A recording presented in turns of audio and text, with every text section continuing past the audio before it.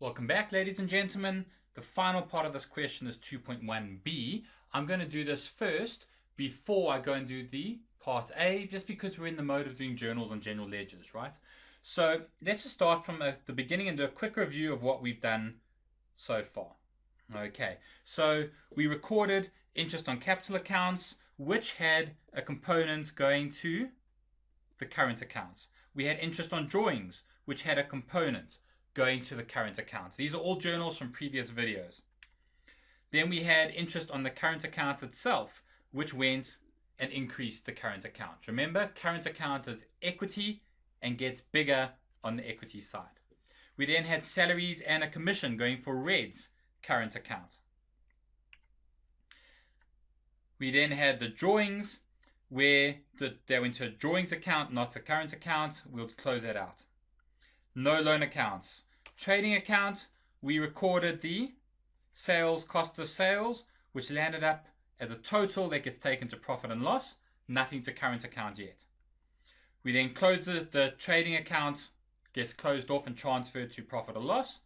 And then in the profit or loss account, we had all the income and expenses that gets closed out to profit or loss.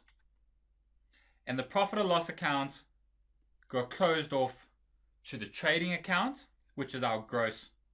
Well, we brought in the trading account, sorry. Trading account came into profit and loss.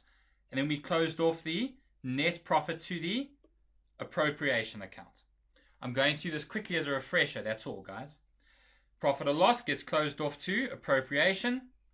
And in the appropriation account, we took out all the interest on the capital, put it into appropriation, interest on drawings, into the appropriation account, interest on current account, into the appropriation account, salaries into the appropriation account, no other reserve transfers, and we landed up with an appropriation account that brought in the profit and loss, did a whole bunch of journals, and at the end of the day, landed up transferring the leftover profits to the current accounts. So that's an important component here, guys. Okay, that's just taking a walk through what we've done up till now. Remember, this final transfer into the current account is what we're going to deal with next. Okay, so if we go down now, back to what we have to do for part B. Now, I ran out of space here. Normally, I would have to have a date column down the left-hand side here for each side as well. I've just put it in your solution. You need to have the date. We'll have a look at the UNISA solution a little bit later. So let's now take all those journals that we had and put them in. We start with partner blue, and we had an opening balance that was given to us on the current account as a credit of 1,060. We then bring in the appropriation account split, which was the 7632, if I'm not mistaken. Let's have a quick look.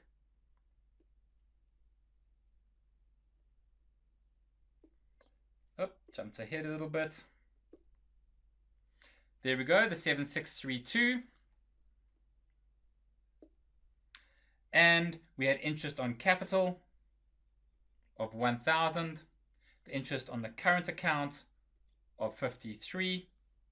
We had drawings, okay, that were closed out and given to you in the question of 9,000, and interest on the drawings of 320.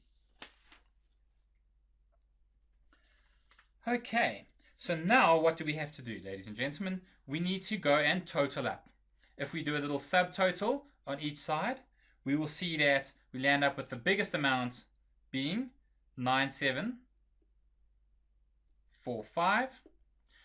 We then run a subtotal for the other side, which is 9,320. So 9,320 versus the 9,745. We get left with a balancing figure of 425. Once again, that is the 9745 minus the subtotal of 9320. Okay, so that gives me 425. which is now the balance, and that is carried down, and we have an opening balance for the next year of 425. Nice and easy, guys. Nothing difficult. It's going to be exactly the same as the movements that will go through the statement of changes in equity. Let's now do the current account for Red. Red's opening balance was 2,800. He had interest on the capital account of 250. He had interest on the current account of 140. He had a salary of 1,000 and a partner commission of 1,060. The appropriation account that was allocated to him, if you go back and have a look, was 1908. Let's double check that figure quickly. 1908 it is. Perfectly correct. So we have our 1908. Let's double check. We have interest on capital and current accounts done and done. Partner salaries done. Partner commission done. And our appropriation account. On the other side, we had drawings. And this is not blue. Apologies, small typo. This is drawings for Red. And that was drawings of 3,000. And that was given to you in the trial balance. Interest on the drawings was given to you in the additional information of 80. So if I add these two up now, I have 3,080 as a subtotal, and on the other side I have 7158. Running out of space a little bit, so I'm just going to put it straight in. I know it's bigger, 7158.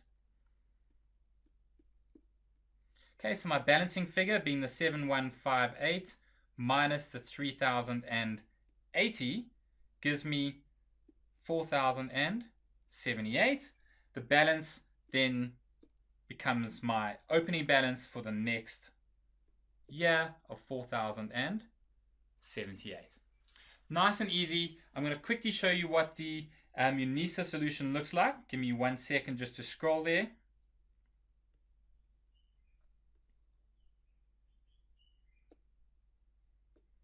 Apologies, just got to quickly find the place where it's stored.